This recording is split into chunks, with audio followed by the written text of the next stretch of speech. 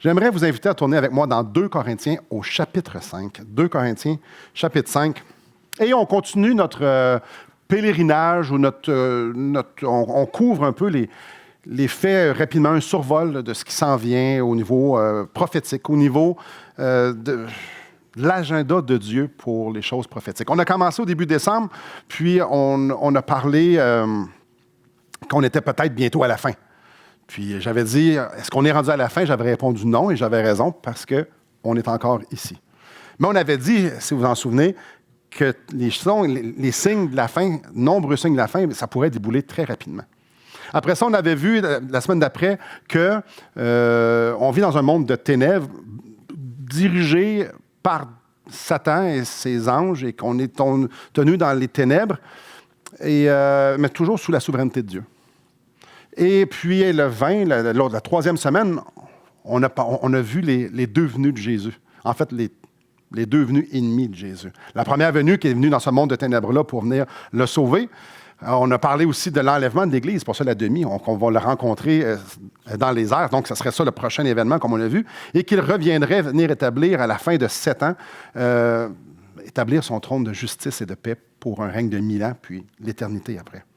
Et on a parlé que, oui, le prochain événement, c'était l'enlèvement. Donc, l'Église, tous les croyants dans le sacrifice de Jésus-Christ vont être enlevés sur les nuées avec lui pendant 7 ans. Sur la terre, il va y avoir le chaos total. Et dans les airs, j'avais dit qu'on y reviendrait. Ça, c'est ce matin. Et on a vu aussi, comme j'ai dit, qu'il reviendrait 1000 ans. Après ça, c'est la fin. On va voir la fin aussi. Donc, ce matin, on va parler du tribunal de Christ. On va se poser la question, est-ce que nous, on va être jugés, les chrétiens? Est-ce qu'on a des comptes à rendre en tant que chrétiens? Et on est dans 2 Corinthiens, au chapitre 5, au verset 10. « Car nous faut tous comparaître devant le tribunal de Christ, afin que chacun reçoive selon le bien ou le mal qu'il aura fait étant dans son corps. » La réponse est oui. On va avoir des comptes à rendre. C'est de ça qu'on va se parler ce matin, là. Quand on va arriver au ciel, on va rencontrer Jésus, puis on va regarder c'est quoi qui va se passer au tribunal de Christ. C'est quoi ça? Puis on va aussi regarder, qu'est-ce qui va se passer là, si ça devrait avoir un impact sur la façon dont je vis aujourd'hui. Je vous le dis tout de suite, la réponse c'est oui, mais on va en parler un peu plus tard, à la fin du message. Donc, on voit ici qu'il nous faut tous comparaître devant le tribunal de Christ. On commence. C'est un verset vraiment spécial. Étrange, je dirais même. On va comparaître. Comparaître semble indiquer un jugement. Dans la Bible, il y a plusieurs jugements. C'est-tu l'un d'entre eux? C'est quoi? J'aimerais ça qu'on regarde brièvement plusieurs jugements qu'il y a dans la parole de Dieu pour justement enlever des fausses conceptions qu'on pourrait avoir, mais également pour pouvoir cerner ce que c'est puis ce que c'est pas le tribunal de Christ. On commence. Tournez pas avec moi, je vais juste vous les mentionner. Le jugement d'Israël dans Apocalypse 12. Le jugement d'Israël, ça va être pendant les tribulations, les 7 ans sur la terre. Est-ce que ça a rapport avec nous autres, ça? Ben, on n'est pas Israël. Fait que non, puis si vous avez bien compris, on va être enlevés pendant ce temps-là. Fait que nous, on est au ciel, eux autres, ils se font juger sur la terre. Non, c'est pas ça. Le jugement des nations dans Matthieu 25, ce jugement-là, c'est à la fin des tribulations. Vous vous en souvenez, Jésus revient avec nous, en tout cas, de ce que je comprends, avec nous, et puis il va venir juger, il va rencontrer les armées qui vont s'avoir réunies sur la terre, dans la vallée de Megiddo, qui s'appelle la bataille d'Armageddon. Donc, eux autres, ils vont venir faire la guerre au roi. Puis comme j'ai mentionné, il y en a une gang qui vont mourir. Mais il va rester du monde sur la terre. Il va y avoir des sauvés et des non-sauvés sur la terre. Donc, à la fin des tribulations. Juste avant le millénium, le texte nous parle de boucs et de brebis.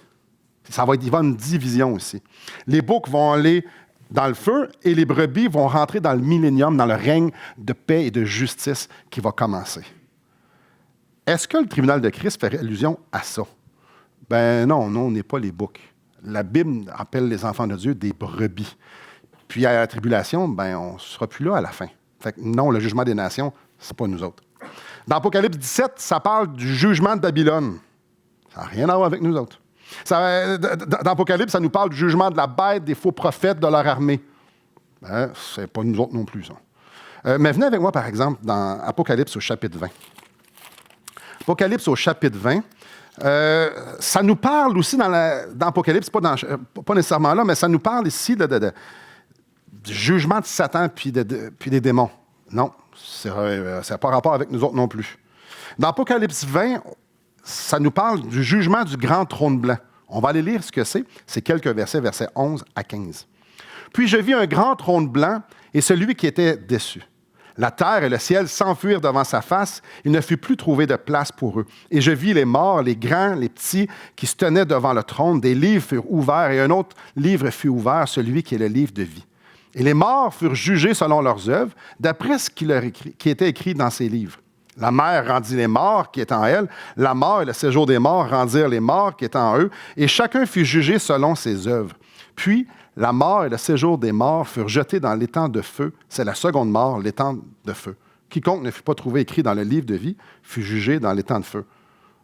Tribunal de Christ, étang de feu, ça va pas, on est déjà au ciel, c'est pas ça du tout. Mais ça, c'est quand même intéressant, le grand trône blanc. Donc, à la fin du millénium, ça nous dit que tout le monde, même les morts qui ont été avant, dans l'histoire de l'humanité, ils vont passer devant ce grand trône blanc. Ceux qui vont être vivants dans le millénium, qui ne croiront pas en Jésus-Christ, vont également vont passer devant ce grand trône blanc-là. Le grand trône blanc, tu as une issue, c'est l'enfer. Il n'y a pas c'est pas au grand trône blanc qui dit toi tu t'en vas au ciel, toi tu t'en vas en enfer. Non, ça c'est un jugement pour ceux qui s'en vont en enfer. Parce qu'à la fin, la terre va dissoudre et c'est l'éternité. Après ça, il n'y a plus rien d'autre sinon l'éternité. Donc, le tribunal de Christ n'est clairement pas ici le grand trône blanc. Si on était au grand trône blanc, il y aurait un problème. Parce que le grand trône blanc, c'est là où les pécheurs vont se faire juger pour aller en enfer. En partie, c'est de ça que nous avons été sauvés par le sang de l'agneau. Nous avons été sauvés du jugement de nos péchés. Quand Jésus a porté mes péchés sur la croix, c'était pour s'offrir en sacrifice. Donc, le sacrifice pour effacer la peine de mon péché a été fait à la croix. Donc, le grand trône blanc ne peut pas être pour moi. Dans 1 Jean 1,7, ça nous dit que le sang de Jésus, son Fils, nous purifie de tout péché. Dans Romains 8,1, ça nous dit qu'il n'y a maintenant aucune condamnation pour ceux qui sont en Jésus-Christ. Là, c'est la partie probablement principale que vous devez comprendre pour le restant de votre vie. Est-ce que nous allons être jugés, les chrétiens, pour nos péchés? Non. Éphésiens, chapitre 1, verset 4, nous dit « En lui, Dieu nous a élus avant la fondation du monde pour que nous soyons saints et irrépréhensibles devant lui. Avant la fondation du monde, en Jésus-Christ, je deviens, lors de mon salut, saint et irrépréhensible. » Irrépréhensible, ça veut dire sans reproche. Est-ce que je vais me faire reprocher des péchés au ciel? Souvent, les gens, des chrétiens, peuvent avoir l'idée que quand ils vont arriver au ciel, Dieu va être en colère, puis Dieu, hey, toi, tu n'as pas fait ce que je te demandais de faire, puis je t'avais donné des talents, puis tu n'as pas fait la bonne affaire. Il y a beaucoup de gens qui n'ont pas envie de voir Jésus. Et il y en a même qui m'en ont parlé. Certaines personnes m'ont dit, toi, Simon, tu n'arrêtes pas de dire que tu as hâte. Moi, je n'ai pas si hâte que ça. Souvent, ça vient d'une vie qui n'est pas réglée au quart de tour. Souvent, c'est une vie qui est menée souvent sous la culpabilité. Je ne suis pas parfait, donc ça ne me tente pas de voir Jésus parce que je m'attends à me faire taper ses doigts. Ah ouais. Hébreux 10, 14 nous dit « Car par une seule offrande, il a emmené à la perfection pour toujours ceux qui sont sanctifiés. » Lorsque Jésus-Christ s'est offert en sacrifice, il a emmené à la perfection. Perfection, c'est pas mal comme parfait. Pour toujours, c'est quand même assez long, toujours. Ceux qui sont sanctifiés, ceux qui sont sauvés. Donc, ceux qui sont sauvés, là, sont parfaits pour toujours. Donc, penser qu'il va y avoir un jugement pour nos péchés à quelque part au ciel, c'est de dire que Jésus n'a pas tout accompli. C'est de dire que le sang de l'agneau ne nous a pas lavé de tout péché, confessé ou non. Dire que vivre avec la culpabilité et vivre avec l'idée que j'ai peur de voir Jésus parce que je suis sûr que je vais avoir des remontrances, c'est comme de dire, ce que Jésus a fait à la croix, c'était pas assez. Donc, on peut dire avec assurance que notre présence au tribunal de Christ n'a rien à voir avec le péché. Le péché a déjà été jugé à la croix. Et ne croire que ça, ce n'est pas suffisant, j'appelle ça un péché. Parce que Christ a tout payé. Alors, quand ça nous parle dans 2 Corinthiens chapitre 5, car il faut que tous comparaissent devant le tribunal de Christ, c'est quoi ça? On sait que Paul aimait utiliser des illustrations, aimait utiliser des choses de son temps pour que les gens puissent comprendre. On se souviendra qu'il dit celui qui court dans le stade, dans 1 Corinthien d'ailleurs, ou le corps en référence à l'Église, le temple de Dieu en référence à notre corps, l'édifice, encore une fois en parlant de l'Église. Bref, il utilise beaucoup d'illustrations du temps, mais Jésus faisait la même chose. Tribunal, c'est la même chose, c'est une illustration. Le mot en grec, c'est béma. Peut-être vous dites, non, ça ne me dit absolument rien. Je vous le dis parce que c'est quand même assez important. Le mot béma, c'était une expression utilisée lors de remise de récompense. Donc, par exemple, il y a un événement, il y a des athlètes ou peu importe, il y avait comme un stage où est-ce que les gens étaient, celui qui remettait les prix était. Et ce stage-là, ce plateau-là, cette plateforme-là, c'était, le mot utilisé, c'est béma. C'est traduit pour nous tribunal. C'est correct, c'est une bonne traduction. Mais tribunal pour nous, c'est jugement. Hein? C'est une connotation vraiment pas bonne. Mais ce mot-là veut vraiment dire, c'est la place où ce que tu vas recevoir tes récompenses. C'est comme notre sens de culpabilité nous amène vers le jugement, qui contredit tout le salut par grâce. Puis, ne dit pas comme le tribunal, mais ça peut être aussi quelque chose où est-ce que tu vas être récompensé.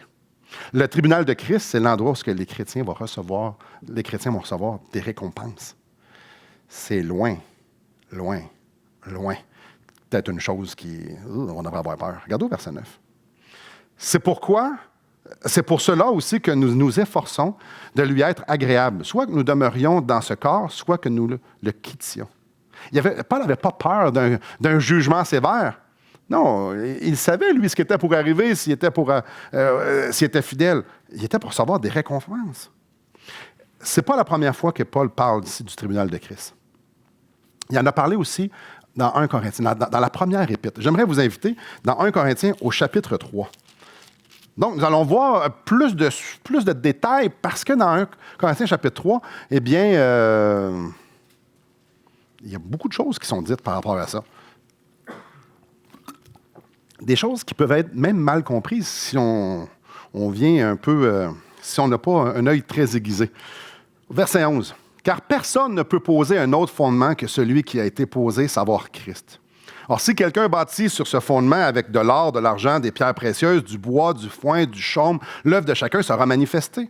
Car le jour le fera connaître, parce qu'elle se révélera dans le feu, et le feu éprouvera ce qu'est l'œuvre de chacun.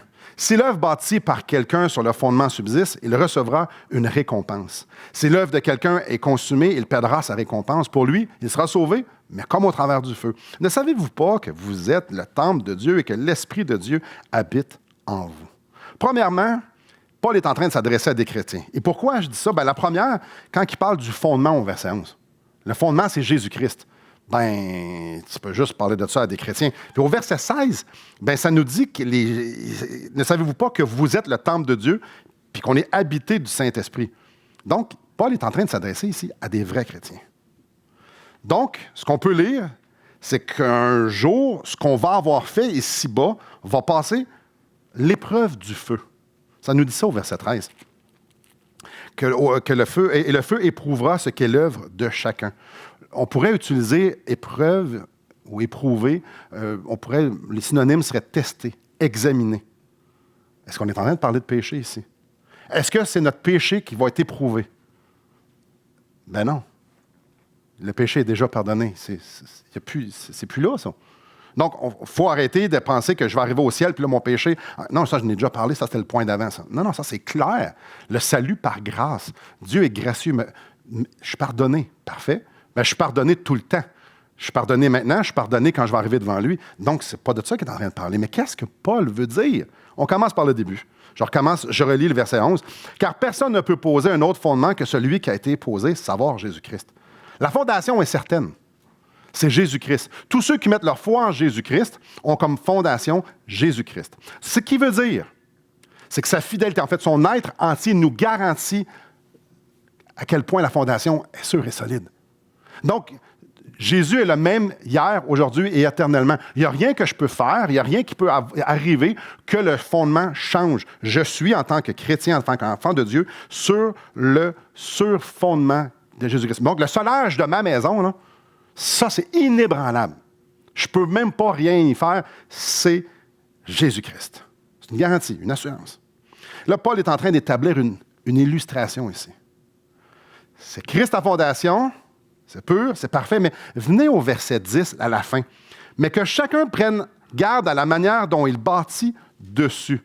Donc, la fondation, ça c'est pareil. La slab de ciment, là, ça ne bougera jamais.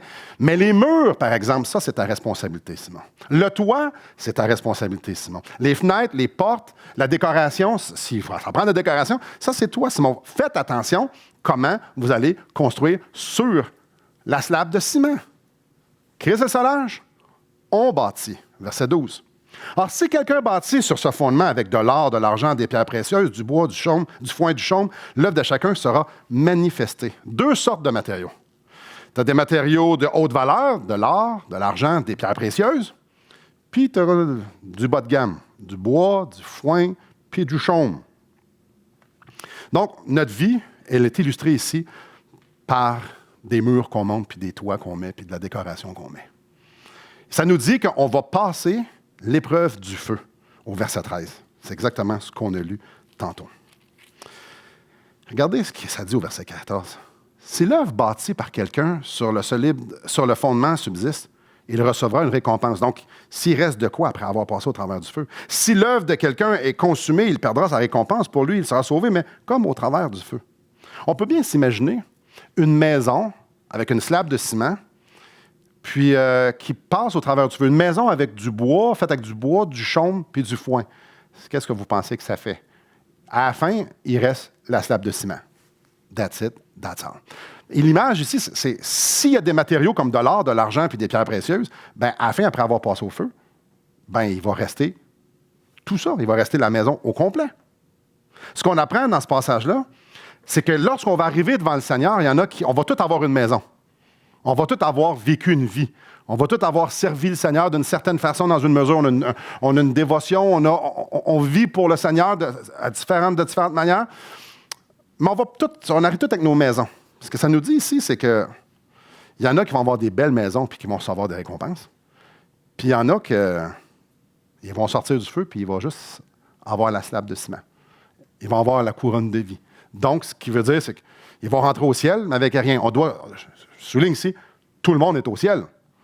Tout le monde rentre avec sa slab de ciment. Mais il y en a qui vont avoir de quoi sa slab, il y en a qui n'auront rien, sa slab ou très peu de choses. Mais tout le monde est au ciel. Dans 2 Corinthiens 5,10, je l'ai lu tantôt, car il nous faut tous comparaître devant le tribunal de Christ, afin que chacun reçoive selon le bien ou le mal qu'il aura fait, étant dans son corps. Donc, je vais recevoir quelque chose. Dieu est clair. Si tu bâtis ta vie avec du vin, pas V-I-N, mais V-A-I-N, si tu bâtis ta vie avec du vent, ben tu ne vas rien recevoir. Mais si tu investis ta vie pour la gloire de Dieu, ben toi, tu vas te récompenser. Paul nous parle de matériaux comme du bois, du foin, du chaume. Ce sont tous des choses qui brûlent facilement, même quasiment des combustibles. De quoi il parle? Ça représente quoi, ça, du foin? Tu sais, il a donné une illustration, là, il a donné une illustration d'une maison, mais ça veut dire quoi pour moi aujourd'hui, ça? Est-ce qu'il est en train de parler des services qu'on rend aux autres ou à l'Église, à Dieu, avec des mauvais motifs? Je ne sais pas. Est-ce qu'il est en train de parler d'une dévotion superficielle, une dévotion qui est hypocrite, une dévotion qui est froide?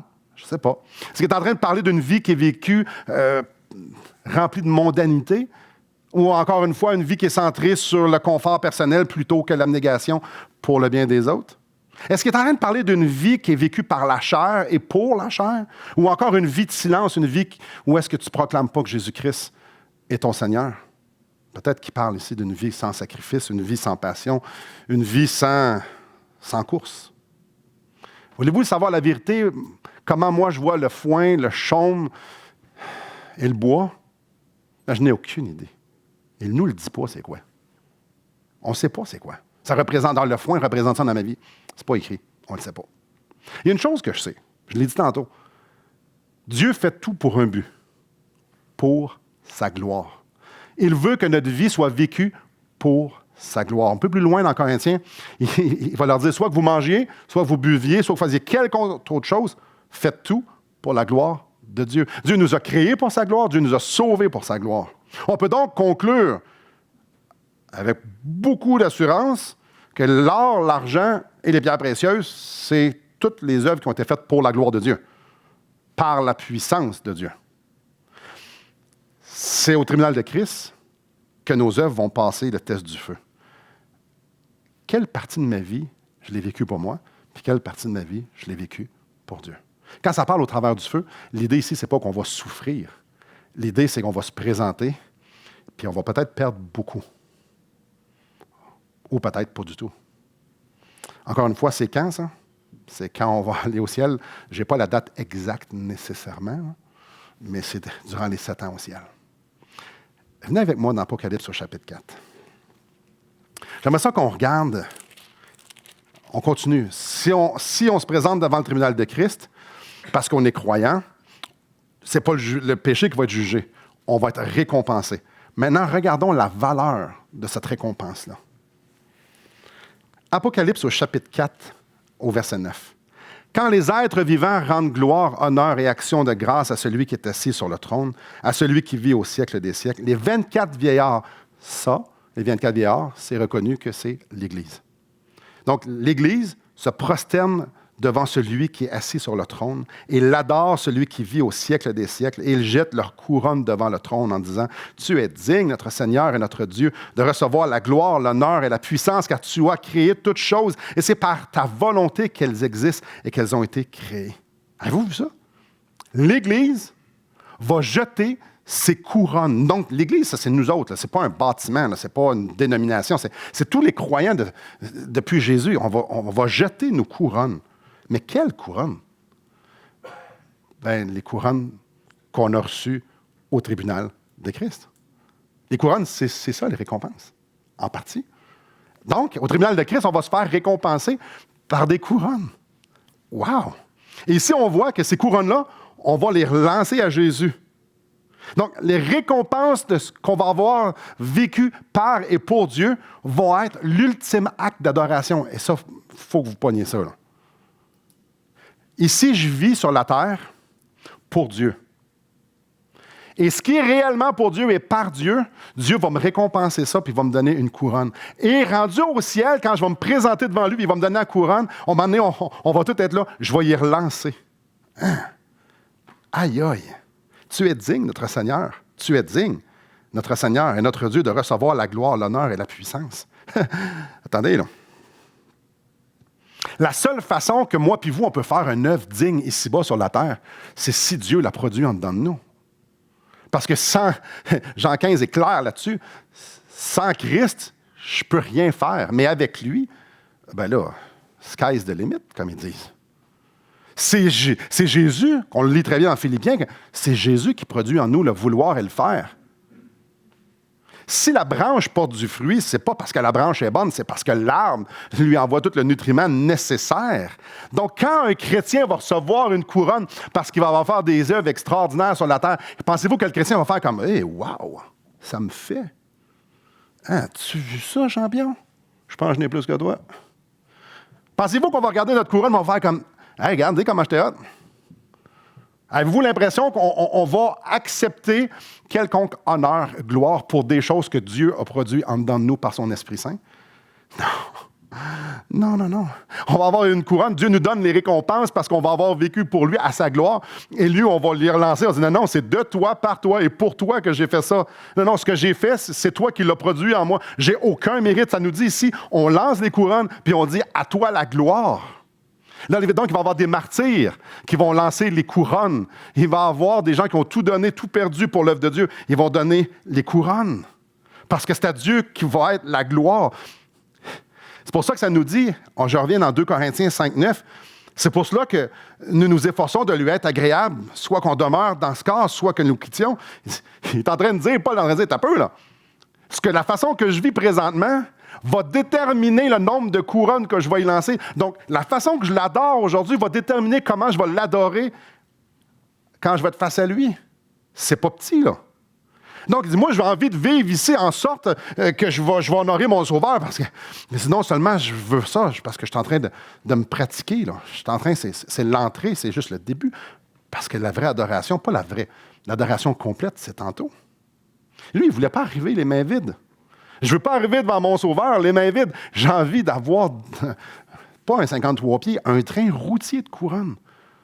Pas pour que le monde m'applaudisse et dise « Ah, Simon, t'en as donc bien des couronnes. Paul, tu en as donc bien des couronnes. » Ça n'a rien à voir avec ça. Ça a rapport parce que plus que j'ai de couronnes, plus que je lui rends de gloire. Plus que je l'honore, lui.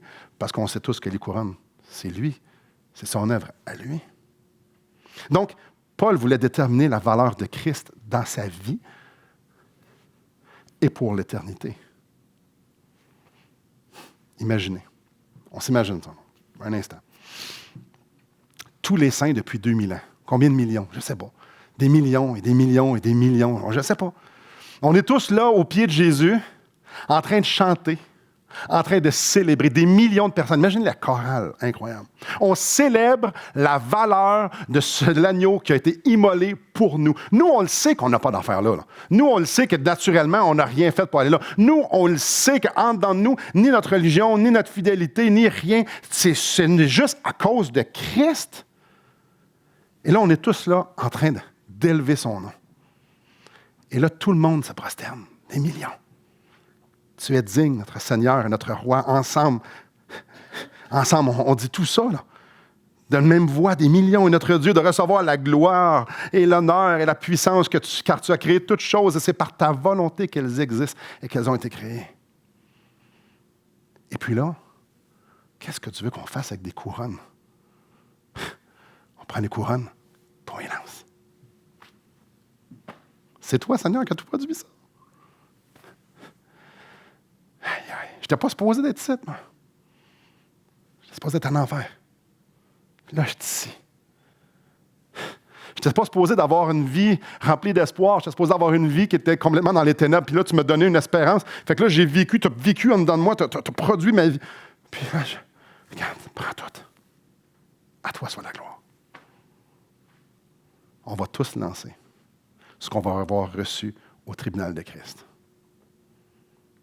La façon qu'on adore, frères et sœurs, aujourd'hui, la façon qu'on vit notre vie aujourd'hui, va être révélée au ciel. On ne sera pas jugé pour nos péchés. Le tribunal de Christ, ça ne sera pas là pour juger nos péchés, ça c'est fait.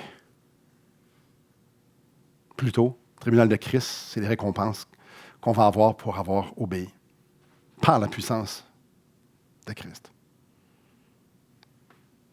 Puis lorsqu'on va voir Jésus dans sa gloire,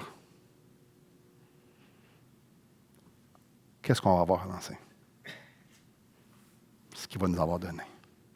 Certaines personnes peuvent se poser la question. Je vais-tu avoir quelque chose à y lancer? N'as-tu beaucoup, n'as-tu pas beaucoup? Je sais pas. T'as peu, là, moi, là, avec quoi on va adorer Dieu au ciel? Avec quoi on va adorer l'agneau au ciel? Puis c'est important que chacun d'entre nous, on se pose la question, là, un petit peu. Là. La façon que je vis aujourd'hui va déterminer comment je vais l'adorer tantôt, au ciel. Est-ce que je suis en train de vivre ma vie en lui donnant le meilleur? En conclusion, comment est votre maison? Je vous invite à un instant, là, on va juste rentrer dans votre maison, mais pas dans la vôtre, je vais rentrer dans la mienne. Rentrer dans la vôtre. Comment ça va? La fondation, je ne vous pose pas la question, on a la même. Si vous êtes sauvés, on a une fondation incroyable. Il n'y a même pas de fissure, hein? Rien. C'est parfait, immaculé. Wow. Mais comment vont les murs de votre service? Comment va la décoration de la dévotion?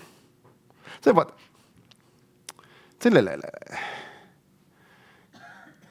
comment ça va avec le Seigneur? Bon, je peux vous parler d'avant, mais mettons aujourd'hui. Ça a l'air de quoi comme décoration? Est-ce que votre maison est meublée avec beaucoup de temps investi pour le royaume de Dieu? Le toit? Est-ce qui est fait de vos temps libres qui ont été investis pour le royaume de Dieu?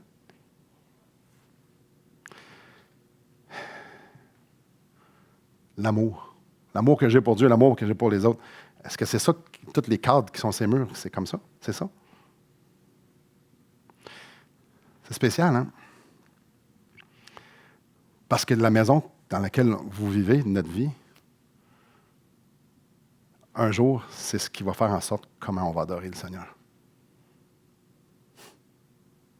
Et la meilleure façon que je peux me poser la question, c'est est-ce que je vis pour Dieu? Est-ce que, Simon, ta vie, tes pensées reflètent la valeur que tu proclames lui donner? Tu sais, quand je suis sur l'autoroute, là, la capitale, mettons, puis il y a quelqu'un qui me coupe en auto. Clairement, les premières pensées que j'ai, clairement, c'est de dire « Oh Seigneur, bénis-les, il doit tellement être pressé. » Si vous êtes comme moi, on est chrétiens, c'est ça qu'on fait, n'est-ce pas? Ou tu sais, quand on vit des grosses injustices, c'est quelqu'un qui nous fait mal, puis tu sais, c'est comme si on a l'impression qu'il s'amuse, puis ça fait mal, puis là, je sais que vous êtes comme moi, vous dites, Christ, tu m'as pardonné, pardonne-lui, il ne sait pas ce qu'il fait. Non, Seigneur, c'est à toi, ça. Vous êtes comme moi, on est chrétiens, nous, on pardonne, hein? Comme Christ, nous a pardonné. En tout cas, je sais, on est tous pareils. Puis tu sais, tout le temps libre que le Seigneur nous donne, clairement, c'est investi pour ton royaume tout le temps. Puis tu sais, l'argent qu'il nous donne, c'est sûr. Quelqu'un, à un moment donné,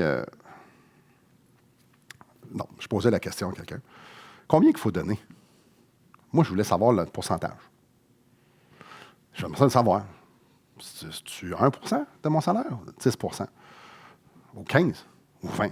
20 ça passe. Là, je lis Abraham donner 10 Ouais, OK, c'est beaucoup, ça, 10 Fait que j'ai demandé à mon pasteur, c'est combien il faut que je donne? Et sa réponse fut assez cinglante. Il dit, veux-tu savoir combien tu gardes ou tu veux savoir combien tu donnes? Ouais. Ouais, c'est peut-être plus que je veux savoir combien je peux garder. Plus que comment je peux donner. Il y a une grosse différence entre les deux, hein? Il y en a un, c'est une offrande pour moi, puis l'autre, c'est une offrande pour Dieu. Et je me souviens très bien, ce pasteur-là, il était quand même très sage, il me connaissait. Il dit, qu'est-ce que Dieu a sauvé? Ben, moi. Il dit, OK. Qu'est-ce qui t'a donné, là, je vous simplifie un peu ça, là, mais qu'est-ce qui t'a donné? Ben, une nouvelle vie. Parfait. Tu es une nouvelle créature. Oui. Tout est nouveau en toi. Oui. Parfait. Fait que tu es un nouveau modèle. Tu n'es pas la version améliorée. Tu as 100 Donc, il t'a racheté. Oui. Parfait. Donc, quelle proportion il possède? Ben, il dit tout. Ben, il dit OK. Ben, tout ce que tu as dans les poches aussi, ça lui appartient. Tu ne pouvais pas me dire, je dis 10 c'était pas si pire, finalement. Ouais. Le temps. On prend le même exercice avec le temps. Là. Combien de temps c'est assez de passer avec Dieu, puis de penser à la chose, de méditer la parole de Dieu, puis 1 heure par jour, c'est assez. 3 heures par jour, c'est assez. À partir de combien je peux dire, OK, là, c'est assez? C'est le même raisonnement. Je t'ai acheté au complet. Donc 24 heures sur 24 m'appartiennent. Investis-les comme il faut, parce que tantôt, tu vas avoir des récompenses sur comment tu vas les avoir investis. Ou tu n'auras pas. Et là, on parle de choses à faire. On examine dans notre maison les choses qu'on fait, les choses qu'on ne fait pas. Là. Un instant. La Bible nous dit de faire des choses, mais quelque chose de beaucoup plus important, c'est d'être plus que de faire. Qui je suis? Est-ce que ma vie est vécue par la puissance de son esprit? Parce que je suis follement amoureux et je lui laisse la place. Et tout ça détermine une chose. Comment je vais l'adorer au ciel? C'est spécial, hein, cette vue-là.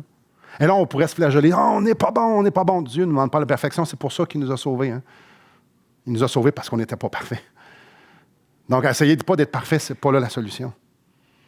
Mais c'est de dire, Seigneur, tu vas être digne au ciel, donc tu es digne maintenant. Prends la place qui te revient. Maintenant. Parce qu'aujourd'hui, je me prépare à ta rencontre demain et que j'ai hâte. On ne devrait pas avoir peur de rencontrer notre Sauveur. Il ne froncera jamais les sourcils. Il n'y aura jamais de filière avec tous nos péchés ou de film de notre vie. Ça n'existe pas, ça. Il y a juste un Sauveur qui nous aime, qui dit « Rentre dans la joie de ton maître, bon et fidèle serviteur. » Maintenant, parlons des récompenses que tu vas avoir. C'est tout. C'est ça le tribunal de Christ. Sachant fort bien qu'après ça, on va faire comme, tu me le donnes, mais c'est à toi. Vous repasserez cette capsule-là dans votre tête. L'agneau qui a été immolé pour nous, ces millions de saints-là, par qui ont vécu cette vie extraordinaire vécue par Christ, par l'Esprit Saint, qui sont en train de lancer des couronnes et de dire « À toi soit la gloire ». Vous rejouerez le film. Puis vous direz aujourd'hui, je vais me pratiquer à faire ça, parce que Christ est digne. Prions. Quel espoir, c'est grand, Seigneur, ce que tu nous dis dans ta parole, c'est grand. Tu vas nous récompenser les œuvres que tu vas avoir produites en nous. Je le sais déjà ce que je vais dire tantôt, quand on va se voir, que c'est à toi la gloire. Mais Père, j'ai envie vraiment de participer avec mes frères et sœurs et de pouvoir te lancer un maximum de couronnes parce que tu es vraiment digne que les œuvres qu'on fait ici-bas te soient données, que tu sois récompensé, que tu n'as pas de récompense, que tu sois honoré pour celle-ci. Alors, Seigneur, viens travailler dans mon cœur, viens travailler dans nos cœurs pour qu'on soit des hommes, des femmes, des enfants, tes enfants, qui désirent une seule chose, voir ton nom être glorifié, parce que tu es digne. Je te prie dans le nom de Christ. Amen.